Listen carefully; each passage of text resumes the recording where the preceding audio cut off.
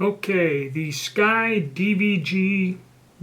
I'm going to give you my final thoughts on this. I will take this out, shoot some more, but as a bargain basement micro 9 pistol, and like I said, the weird thing is this company and pistol has been around for a long time.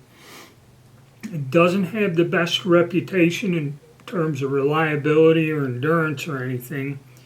But at $203 for what you get in a package, 2 mags, finger rests, you don't have to buy anything. Simple gun, okay, no manual safety. The only thing I don't like about it, and there's something else, but I'll bring it up later. No manual safety and no Glock style trigger type safety, so carrying around in a chamber would be iffy with me. I never do that. I know people do, but that's the only drawback. And you can get the different double action only versions with safeties on them, both in 380 and 9mm, if that's what you want. But the reason the company removed it is the original ones, they had trouble with it, the design. So, alright, so we get this gun. Okay, and another weird thing, this gun, ATF is saying this is replacing the High Point as the cheap preferred gun of, street thugs, gangsters, whatever, internet rappers that like to dance with pistols. So yeah, this is the bargain basement, price-wise, the bottom of the rung here in just inexpensive, cheap pistols. And surprisingly, it functioned very well. Now, when I took it out and fired it, this is what I had. I had 3 light strikes. I had 1 failure to feed. I didn't catch it on camera, and that was with my reloaded ammo, and that could have been a defect in the case that I missed while I was reloading the ammo. That happens. That's why with this pistol, if I was to carry it, I will only load it with factory ammo, any of my carry guns. I find a brand of factory ammo off the shelf that works good, and if I holster a gun or carry it, that's what I use. My reloads, I use them for target practice. Okay, so if I go out and put another 200 rounds of ammo through this gun, it'll probably just be with my reloads, not factory ammo. So, what happened with the 3 different types of factory ammo that I tested? Okay, this Norma range and training, which to me is, I got this ammo after things started calming down, after the COVID era or whatever. And actually 9mm has kind of stagnated now at $260 for 1,000 rounds, depending on what brand you buy. But the lowest you can find it online is that, unless you catch a sale. This here was still close to $400 a case back when I bought it. Okay. This is not per se Norma ammo. It has a Norma on the head stamp, but if you read the box, it says it's assembled from various components somewhere in Texas. So Norma must have a plant there. A lot of the foreign ammunition makers have opened up plants in the United States. It's easier for them to do that than, I guess, trying to send the ammunition from overseas.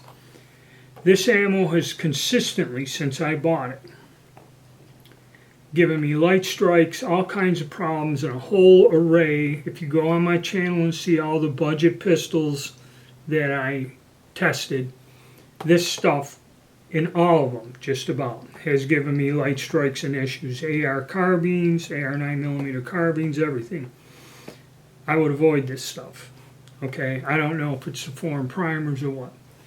Now this Max Tech, made in Bosnia Herzegovina, not bad ammo. I've used it in the past, but again, consistently giving me light strikes, especially the AR carbine. Okay, does not like this ammo. Okay, some of the pistols don't like this ammo, and they are the budget pistols.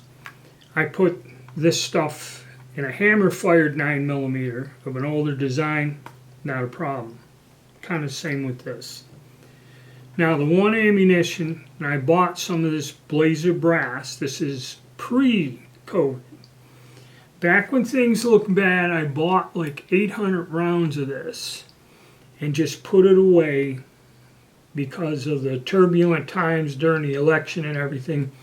I put this ammo away just for emergency uses, and that's what it was for. It was stashed. This ammunition, and now years have gone by, I took the stuff out of, and started using it. This ammunition functions without any problem in all of the budget guns and the AR carbines and everything else. Okay, now this ammunition is available again, but is it made with the same primer and components and to the same quality control? Ammunition has been tricky, and a lot of you guys know there's a lot of videos out there about that foreign stuff blowing up and everything. So test the gun, buy a couple different boxes of ammo. I would avoid these two, Blazer brass, whatever you can find. I mean, a lot of people complain about Winchester white box, that it don't work well in their gun. Find out what works in the gun, and then if you're going to carry it, use that. Okay, that's number one.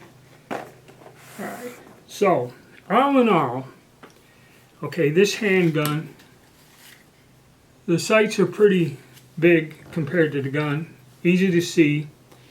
When I fired it, like I said, there were no problems.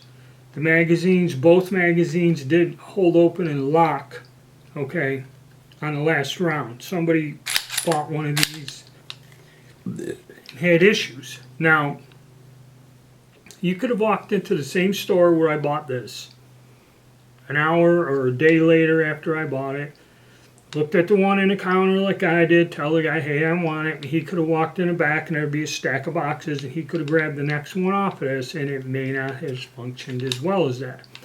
Because when you're paying under $200 for any handgun, okay, the quality in that isn't there. That's why it cost $200. And I think the light strikes were caused by the cartridges not getting up onto the extractor, okay? And that has to do with just the ammo, or, because they were light strikes, all right? Or the primers are real hard. Now, I fired this gun, it functioned fairly well, and that, but I've noticed, like at the top of the barrel here, these scratches were not there. There were some on there, but they got worse. So this is wearing both up in here, which is, I don't know, it's not unusual, but it looks, to me, pretty, for, I'd say maybe 100 rounds through this, a little over 100, and also up here you can see wear on that, which neither here nor there, but the gun did go off. And the other thing I noticed, the rifling or something, I think somebody else did a video, he was trying to shine a light down there. The rifling on this looks quite rough, and when you fire it, I noticed it looks like there's fouling or something, and I was running a bronze brush through there trying to get it. And then when I held it up to the light and looked down, I can see it's copper fouling building up. And you can see it when you look into the barrel, you can see the copper fouling building up on a rifling. So the rifling is kind of rough on this. Accuracy, well, this is a Micro 9. Micro 9s recoil kind of hard, and if you watch my shooting video of it, you can see the accuracy. It isn't match grade accuracy, but at defense positions for just pulling something out, shooting at an attacker, the accuracy is adequate, as I put it. Functionality is adequate. Okay, I thought this would act up worse. In the original one I owned, I couldn't do what I did in that video, shoot mag after mag with only 2 or 3 light strikes, and like I said, 1 failure to feed. I'd have like 3 or 4 light strikes per mag. Okay, so there is an improvement in these guns. Okay, and again, like I said, it's up to you. A lot of people don't like the really inexpensive firearms, and there is something, the reason they're inexpensive is because the quality and the design and everything is not as good as a gun that costs 3 to 4 times more. It's simple as that. But would I take a chance on it? My first thoughts on that, yeah. I mean, this thing is improved compared to the older one. It's, I kind of don't like this recoil system here. It looks a little flimsy, but, time will tell. I may go through and try to run like 200 rounds of ammo and get back to you after that, after I run, about 4 boxes through it, see how it holds up. Some guys have taken these out, the earlier ones, and, taking them out and started really putting rounds through it. A lot of people that don't have a lot of money and buy something like this for self-defense will take this gun out, familiarize themselves with it, fire it a little bit, call it a day, load it, and then that's it. Okay, they really won't put a huge number of rounds through this gun. So, if you're really on a budget, I'd give it a try. I can't guarantee that if you, like I said, if you bought the one right on the shelf right after this one, if it'd perform the same or not, but for what you get and what I've seen so far, it's worth it. Alright, thank you. If you like the content, like the video, subscribe. My link to my Patreon account is in the description box, and stay tuned, guys.